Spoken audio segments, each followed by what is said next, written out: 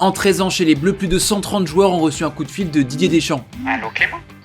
C'est Dédé. Vous l'avez oublié, pourtant lui s'en souvient comme si c'était hier. Le 12 octobre 2012, Clément Chantôme connaît sa première et unique sélection avec l'équipe de France. Dans un premier temps absent de la liste, il débarque à Clairefontaine pour pallier le forfait de Lassana Diarra. Si ce soir-là les Bleus subissent une défaite contre le Japon, pour Clément Chantôme, entrer à la mi-temps, c'est une victoire. Enfin presque, car moins de 30 minutes plus tard, il se blesse et retourne sur le banc. Un petit tour et puis s'en va, car après cette parenthèse enchantée, il n'est plus jamais appelé par Didier Deschamps. Néanmoins, cela ne l'empêche pas de continuer à performer en Ligue 1. Formé au Paris Saint-Germain, le Titi est passé par toutes les émotions dans la capitale. Présent lors du maintien in extremis à Sochaux, il l'est également lors de la reconquête de la Ligue 1 en 2013. Le milieu de terrain polyvalent a survécu au début de l'ère Qatari par sa simplicité et son efficacité. Le tout en étant entouré de Mota, Matuidi, Beckham, Verratti et Pastore.